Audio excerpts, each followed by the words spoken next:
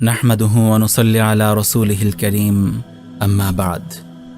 প্রিয় মুসলিম ভাই ও বোনেরা, আমরা আল্লাহ সুবহানাহু ওয়া তাআলার শুকরিয়া আদায় করছি, যিনি আমাদেরকে তাগুত হাসিনা ও তার দোসরদের দাম্ভিকতার অবসান ও তাদের পালিয়ে যাওয়ার মতো লাঞ্ছনাদায়ক পরিণতি প্রত্যক্ষ করার সৌভাগ্য দান করেছেন।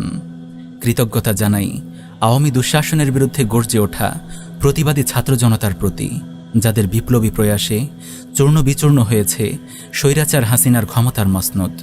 তাগুত জালিমদের হটানোর এই আন্দোলনে যারা অবদান রেখেছেন, আল্লাহ সুবহানাহু ওয়া তাআলা তাদের সবার প্রয়াসকে কবুল করুন, নিহত মুসলিমদেরকে শাহাদাতের মর্যাদা দান করুন এবং আহতদের পরিপূর্ণ শেফা দান করুন।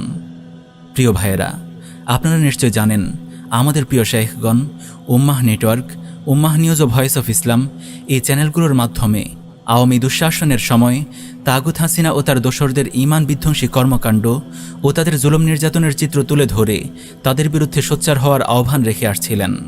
তাগুত জালিমদের ঔদ্ধত্যকে খতম করার জন্য বরাবরই যুব সমাজকে উদ্বুদ্ধ করে ঈমান জাগা নিয়ে আলোচনা করে আসছিলেন। এ কারণে তাগুত হাসিনার মিডিয়া মনিটরিং সেল রিপোর্ট করে আমাদের 500-র অধিক কন্টেন্ট ডিলিট করিয়েছে।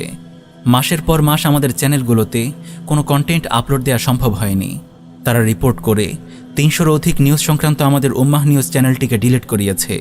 ছাত্র জনতার এই নবজাগরণের সময়ও তাদের রিপোর্টের ফলে রেস্ট্রিকশনের কারণে আমাদের উম্মাহ নেটওয়ার্ক চ্যানেলের আপলোড বন্ধ ছিল।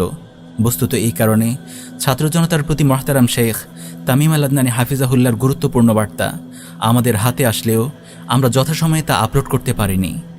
তাগুত হাসিনা ও তার দোসরদের উৎখাতে আমরা সবসময় সরব ছিলাম। আগামীতেও তাগুত জালিমদের সকল ষড়যন্ত্র রুখে দেওয়ার লক্ষ্যে আমাদের প্রচেষ্টা ও সংগ্রাম অব্যাহত থাকবে ইনশাআল্লাহ। দিকে দিকে তাওহীদবাদী যুবকরা জেগে উঠেছে, পালিয়ে বেড়াচ্ছে তাগুত জালিমের দল। আমাদের প্রত্যাশিত বিজয় অতি সন্নিকটে বিইজনিল্লাহ। আমাদের প্রত্যাশিত বিজয় অতি সন্নিকটে বিইজনিল্লাহ।